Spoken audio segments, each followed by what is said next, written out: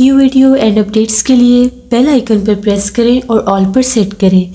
शुरू करते हैं अल्लाह के बाबरकत नाम से जो बड़ा मेहरबान और नहायत रहम वाला है। तमाम तारीफ़ें मेरे अल्लाह रब्बुल इज़्ज़त के लिए हैं। खौफनाक कहानियों के मुअज़्ज़िज़ नाज़रीन को मेरी तरफ़ से अस्सलाम वालेकुम। उम्मीद करती हूँ आप सब लोग खैरियत से होंगे, जहाँ होंगे खुश होंगे। आज आप लोगों के लिए मैं बहुत दिलचस्प खौफनाक कहानियाँ लाई हूँ जिन्हें आप लोग बहुत पसंद करेंगे। आज की पहली खौफनाक कहानी अफसाल शेयर कर रहे हैं।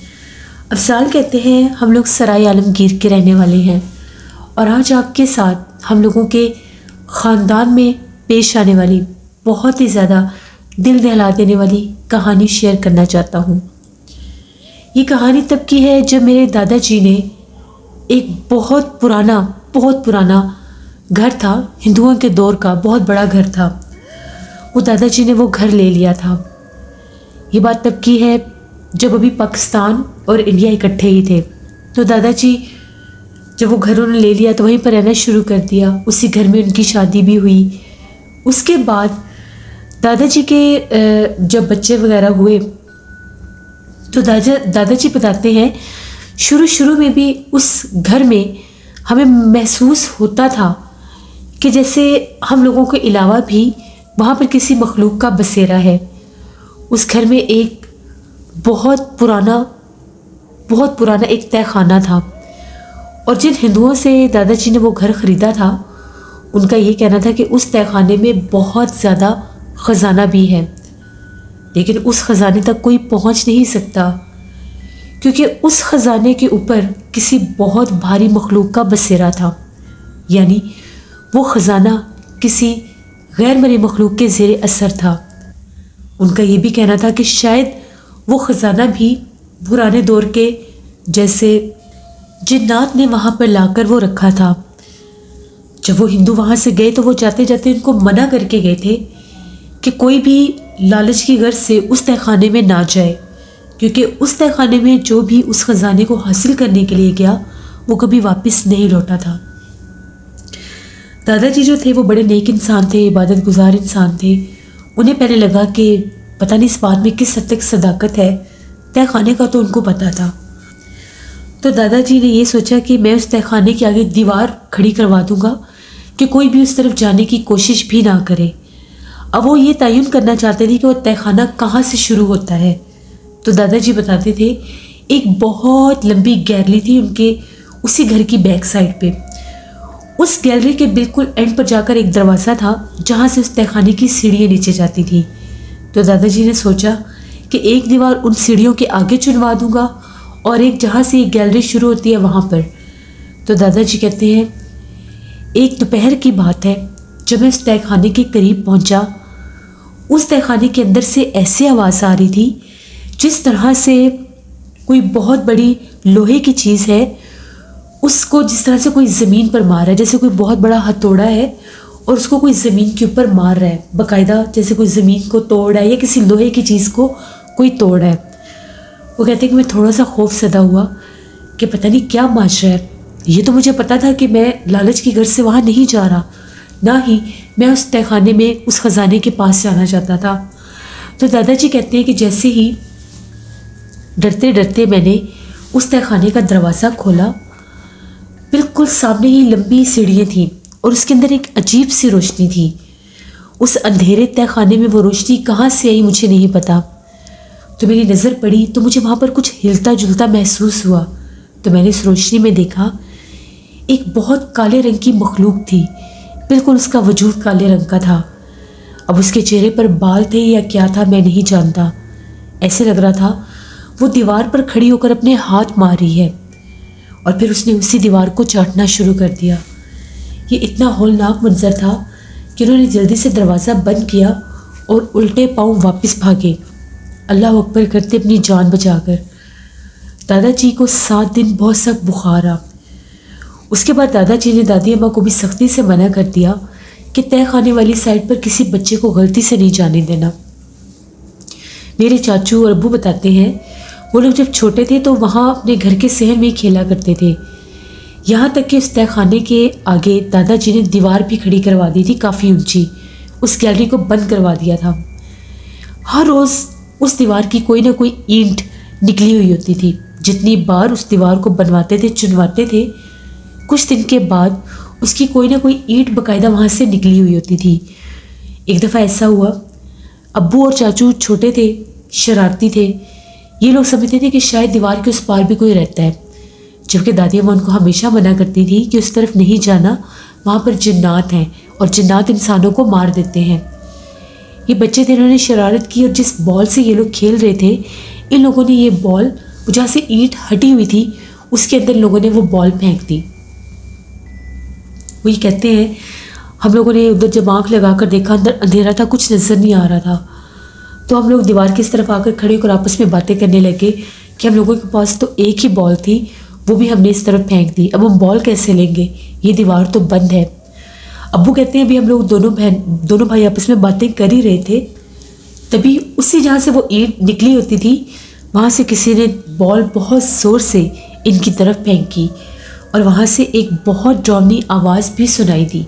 दोनों बच्चे थे, डर के भागते भागते अंदर गए और ये बात इन लोगों ने जाकर दादी अम्मा को बताई।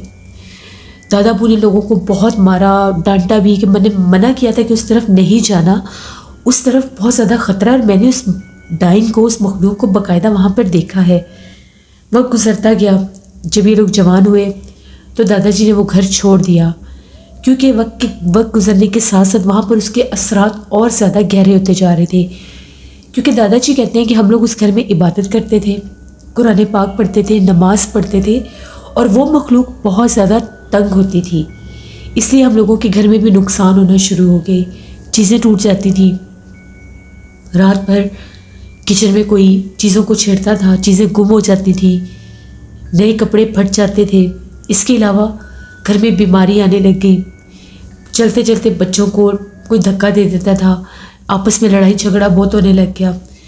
खैर दादाजी ने यही फैसला किया कि मैं इस घर को बंद करके कोई और घर ले लूँगा। तो दादाजी ने वो घर बंद करके बाकायदा वहाँ पर नो एंट्री का साइन बोर्ड भी लगवा दिया कि यहाँ पर कोई भी ना जाए। अब उड़ती उड़ती मेरे चाचू के कानों में ये बात पड़ गई कि उस घर में एक तहखाना भी था जहाँ पर ख़जाना था। ये दादी अम्मा ने उनको बात बता दी, जैसे वालिदैन बच्चों को अक्सर बता देते हैं। तो चाचू कहते थे कि शायद अब्बू हमें वहाँ से लेकर इसलिए निकले हैं कि हम लोग उस ख़जाने के पीछे ना जाएं। उनके ज़हन में अब लालच था या जो भी था, वो बार बार दादाजी को यही कहते थे कि मैंने उस घर में जाना है, मुझे एक बार उस घर में जाने की इजाज़त दे दें। दादाजी कहते थे चाहे कुछ भी हो जाए, उस घर में नहीं जाना, उस घर में ख़तरा है, वहाँ पर अगर ज़िंदगी ही नहीं बचेगी तो जाने का क्या फ़ायदा, कोई ख़जाना नहीं है वहाँ पर, ये बस वैसे मन घड़त कहानी है, वहाँ पर कुछ भी नहीं है। अगर ख़जाना होता तो कोई इंसान क्यों छोड़ता उसको। वो तहखाना मैंने इसलिए बंद करवाया था कि वहाँ पर बहुत ज़्यादा भारी मखलूक का बसेरा, और मैंने उसको अपनी आंखों से देखा है। तुम लोगों ने भी घर में असरात महसूस किए थे, लेकिन चाचू इस बात को नहीं मानते थे। बस उनके ज़हन पर एक ही धुन सवार थी कि मैंने उस ख़जाने तक पहुँचना है, जबकि अल्लाह का दिया सब कुछ था। लेकिन जब इंसान की नीयत में और उसकी फितरत में अगर लालच आ जाए तो वो जाता नहीं है। एक दफ़ा चाचू दादा अब्बू से झूठ बोल कर गए कि वो अपने दोस्तों के साथ जा रहे हैं, अभी उनकी शादी नहीं हुई थी। तो अब्बू बताते हैं कि वो घर से झूठ बोल कर चले गए। 4-5 दिन गुजर गए, वो वापस नहीं आए। जिन दोस्तों का पता था उनसे पता किया तो वो दोस्त वहीं पर थे। अब दादा अब्बू को शक पड़ गया कि शायद ये उस घर में गया है। दादाजी डरते डरते उस घर की तरफ गए, अब्बू भी साथ थे। वहाँ पर पहुँचे तो घर पर तो बदस्तूर लॉक लगा हुआ था। अब इनको शक पड़ गया कि हमें चेक तो करना चाहिए। जब इन्होंने उस घर को खोला, ताले खोले, उस खाली घर के अंदर गए तो तय खाने की तरफ की आधी दीवार टूटी हुई थी। दादाजी को पता चल गया कि उनका बेटा यहीं पर आया है, चाचू वहीं पर आए हैं। जैसे ही वो लोग उस तहखाने की आधी दीवार के उस पार जाने लगे तो लोगों को वहीं पर चाचू गिरे हुए मिले। चाचू जो थे वो बेहोश थे, उनके गर्दन के ऊपर निशान थे, चेहरे के ऊपर भी निशान थे। दादा अब्बू और मेरे अब्बू ये समझे कि शायद इनकी डेथ हो चुकी है, लेकिन जब वहाँ से उठा के डॉक्टर के पास लेकर गए तो उनका ये कहना था कि ये बेहोश हैं लेकिन हैं ज़िंदा।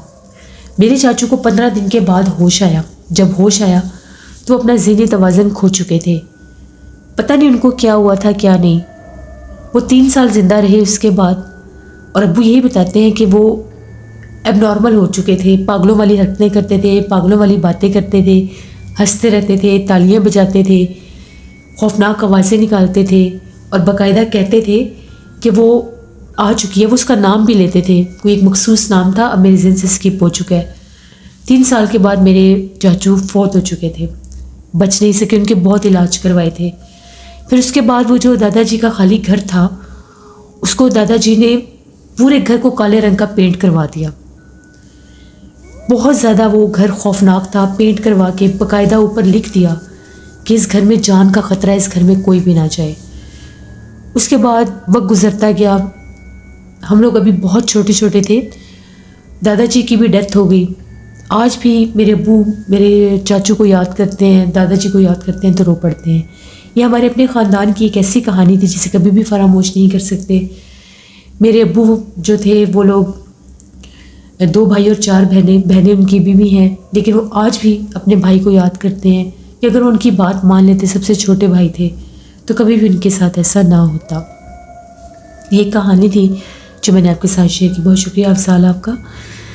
लिसन, जो वालिदैन होते हैं वो कभी भी हमारा बुरा नहीं चाहते, इसलिए हमारे बड़े बुज़ुर्ग, हमारे वालिदैन अगर हमें किसी बात से रोकते हैं, उसी में हमारी भलाई होती है। उनकी बात बिना सोचे समझे हमें मान लेनी चाहिए। मेरी इन स्टोरीज से आपको ये लेसन भी मिलता है। बढ़ते हैं एक और खौफनाक कहानी की तरफ। ये खौफनाक कहानी खालिद शेयर कर रहे हैं। खालिद कहते हैं, हम लोग फैसलाबाद के रहने वाले हैं और आज आपके साथ हम लोगों की ज़िंदगी में पेश आने वाली कहानी शेयर करना चाहता हूँ।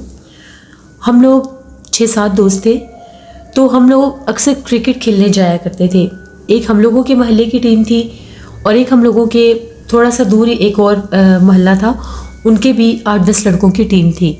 तो हम दोनों टीम्स मिलकर हम लोग क्रिकेट खेलने जाया करते थे एक ग्राउंड में। उस ग्राउंड की तरफ कुछ मकान थे जो बिल्कुल ठीक थे, वहाँ पर एक खाली मकान होता था। वो जब भी हम लोग वहाँ पर जाकर क्रिकेट खेलते थे, वो घर खाली था, हमने आज तक वहाँ पर कभी किसी को नहीं देखा था। बस एक दफ़ा हम लोगों ने एक बुज़ुर्ग आदमी को देखा था, शायद वो वहाँ का चौकीदार था, तो वो एक दफ़ा उस घर से हमने निकलते देखा था। उसके बाद 3-4 साल लगातार हम लोग उसी ग्राउंड में क्रिकेट खेलते थे, हमें कभी भी वहाँ पर कोई नज़र नहीं आता था। तो एक दफ़ा ऐसा हुआ तो हमें वहाँ कभी कोई नज़र नहीं आया था। एक दफ़ा की बात है, हम लोग क्रिकेट खेल रहे थे, तो मेरे एक दोस्त ने बहुत ज़ोर से शॉट लगाई और वो जो बॉल था उस घर में जाकर गिरा। अब हम लोग सब उस घर के आगे खड़े हुए थे। काफ़ी बड़ा वो घर था और उस घर को मुकम्मल तौर पर दरख्तों ने घेरा हुआ था, यानी बहुत बड़े बड़े दरख्त थे जो उस घर के बाहर भी थे और अंदर की तरफ भी थे। अब हर कोई डर रहा था कि ये घर तो बड़े अरसे से बंद है, यहाँ पर कोई भी नहीं है, अब हमें बॉल लेने अंदर जाना चाहिए या नहीं जाना चाहिए। हमारा एक दोस्त था, इरफान उसका नाम था, वो ज़रा नॉटी नेचर का था और वो कहता था कि मैं जाता हूँ, कुछ भी नहीं होता, घर खाली है तो इसका क्या मतलब है कि हम लोग अंदर नहीं जा सकते। हमने उसको मना किया कि रहने दो, हम लोग दूसरी बॉल अरेंज कर लेते हैं। उसने कहा नहीं, मैं अभी लेकर आता हूँ। जैसे ही वो उस घर में दरख्त के ऊपर चढ़ा, जैसे दरख्त बहुत ज़्यादा थे, उस घर में क्या उसको गए हुए 10 मिनट हो गए, कहीं नज़र नहीं आया, कहीं आवाज़ नहीं आई उसकी। हम लोग गेट नॉक कर रहे थे, उसको आवाज़ें दे रहे थे कि तुम किधर रह गए हो। इतने में मेरा एक और दोस्त वो दरख्त के ऊपर चढ़ा कि उसको देखता वो है कहाँ पर। वो वहाँ पर नहीं था। वहाँ पर काफ़ी बड़ा एक बागीचा टाइप था, लॉन था, और उसके सामने एक बरामदा सा था जहाँ पर ढेर सारी चेयर्स लगी हुई थी। और घर इस हद तक बोसीदा और इस हद तक वीरान लग रहा था कि जैसे बरसों बीत गए हैं, यहाँ पर कोई भी नहीं आया। अब वो आवाज़ें दे रहा था कि इरफान तुम बाहर आओ, तुम कहाँ चले गए हो, तुम क्यों नहीं आ रहे हो। इतने में ऐसा महसूस हुआ कि जिस तरह से उसी घर की गैलरी की तरफ से जैसे किसी बच्चे की आवाज़ आई है, जैसे कोई बच्चा रोता है या ऊंची आवाज़ में बोलता है, जैसे कोई बच्चा गिरता है उसे चोट लगती है, ऐसे आवाज़ आती है। उसने कहा कि बच्चे की आवाज़ आ रही है लेकिन इरफान कहीं नज़र नहीं आ रहा। हम लोग तो बहुत ज़्यादा डर गए, पता नहीं वो कहाँ पर है कहाँ पर नहीं। इतने में मेरा वो जो दोस्त था उसने भी उसी तरफ उस घर के अंदर छलांग लगाई और 2 लड़के हम लोग और अंदर चले गए, मैं भी था उनमें। हम तीनों दोस्त जब अंदर उस घर में दाखिल हुए, हम लोग बहुत डरे हुए थे। एक गैलरी से मुसलसल बच्चे के रोने की आवाज़ें आ रही थी। जो ही हम लोग दूसरी गैलरी की तरफ गए, हम लोगों का जो दोस्त इरफान था वो उसी गैलरी के एक कोने की तरफ खड़ा था और मुसलसल जिस तरह से किसी चीज़ को देख रहा था। बॉल उसके हाथ में ही था। हम लोग उसको आवाज़ें दे रहे हैं कि बाहर आओ, तुम क्या कर रहे हो, किधर देख रहे हो, लेकिन वो तो ऐसे था जैसे कोई पत्थर है। यहाँ तक कि हम लोग उसके करीब चले गए, उसको बाजू से पकड़कर हम लोग खींच रहे थे, लेकिन वो इस हद तक वजनी था, इस हद तक वो अजीब तरह से खड़ा होता है जैसे वो कोई पत्थर है, वो इंसान है ही नहीं। बड़ी मुश्किल से हम लोगों ने जैसे कैसे उसको उसके कपड़ों से खींचा, उसके बाजू से खींचा, उसको घसीट कर जैसे हम लोग उस गैलरी से बाहर निकले। वहाँ पर कुछ भी नहीं था। गैलरी की दूसरी जानब से मुसलसल किसी बच्चे के रोने की आवाज़ आ रही थी। अब हम लोगों के लिए प्रॉब्लम ये बन गई कि ये तो अपनी सेंसेस में ही नहीं है, इसको बाहर कैसे लेकर जाएं। अब हम लोग उस घर का ताला भी नहीं तोड़ सकते थे। एक बाहर लगा हुआ था, जो बड़ा गेट था उसके ऊपर ताला नहीं था, सिर्फ वो जैसे पुराने दौर के एक बड़े से कुंडे लगे होते हैं वो था। बड़ी मुश्किल से हम लोगों ने उसको खोला, उसके ऊपर जंग लगे हुए थे। उसको खोलकर हमने उसे बाहर निकाला। जैसे हम लोगों ने उसको बाहर निकाला, वो अजीब से एक्टिंग कर रहा था, जैसे ना कुछ सुन रहा है, ना कुछ बोल रहा है, ना कुछ देख रहा है, बस चलता ही जा रहा था। खैर मेरे दोस्त ने जल्दी से उसके गेट को बंद किया और छलांग लगाकर बाहर आ गया। हम उसको लेकर उस घर से दूर चले गए। तकरीबन आधा घंटा गुजरा, उसको पानी पिलाया, उसके मुंह पर छींटे मारे, तब जाकर वो कुछ नॉर्मल हुआ। उसने हमें ये बताया कि जब मैं उस घर में बॉल लेने के लिए गया था, बॉल बिल्कुल सामने था। जैसे ही मैं बॉल उठाने लगा, मुझे एक औरत की आवाज़ आई। वो बिल्कुल मेरे सामने खड़ी थी। वो बहुत ज़्यादा भयानक थी। उसके बहुत लंबे बाल थे। पहले वो सामने खड़ी हुई थी और देखते ही देखते जैसे वो ज़मीन के ऊपर रेंगने लग गई। मुझे नहीं पता कि उसने एकदम से मेरे चेहरे के ऊपर जैसे कोई फूंक सी मारी हो और मैं उठकर उसके पीछे चलने लग गया। वो एक दीवार के कोने में खड़ी थी और मैं उसको देख रहा था। उसके बाद मुझे कुछ याद नहीं है। हम लोग बहुत ज़्यादा डर गए। उसके बाद हमारा दोस्त काफ़ी अरसा बीमार रहा। वो मैच खेलने भी नहीं आता था, उसे बुखार रहता था। उसके घर वालों ने बहुत ज़्यादा दम वगैरह करवाए, तब जाकर वो ठीक हुआ। उसके बाद हम लोग उस ग्राउंड में क्रिकेट ज़रूर खेलते थे, लेकिन कभी भी उस घर की तरफ देखते भी नहीं थे। हमें बहुत डर लगता था। हमें तो अंदाज़ा ही नहीं था कि वो खाली घर जो है वो आज सेफज़दा है। और वो बूढ़ा शख्स जो हमने एक बार वहाँ पर देखा था, पता नहीं वो कौन था, जो दोबारा कभी वहाँ पर आया ही नहीं। ये कहानी थी जो मैंने आपके साथ शेयर की। बहुत शुक्रिया खालिद आपका। वैसे ये थी आज की खौफनाक कहानियाँ। मैं उम्मीद करती हूँ आप लोगों को पसंद आई होंगी। आप लोग भी अपनी खौफनाक कहानियाँ शेयर कर सकते हैं डिस्क्रिप्शन बॉक्स में दिए गए ईमेल आईडी nushinbeg57@gmail.com पर। इसके अलावा आप लोग मुझे कमेंट बॉक्स में भी स्टोरी शेयर कर सकते हैं। हॉरर स्टोरीज़ उर्दू पर भी मैं स्टोरी ऑन एयर कर रही हूँ, जो बहुत ज़्यादा हॉरर है, उसको भी जाकर विज़िट करें एंड सब्सक्राइब करें। अपना बहुत सा ख्याल रखिएगा। अपनी ज़रूरत दुआओं में मुझे, मेरी फैमिली, मेरे पूरे पाकिस्तान को याद रखिएगा। Thank you for listening my stories. Stay blessed. Allah निगहबान।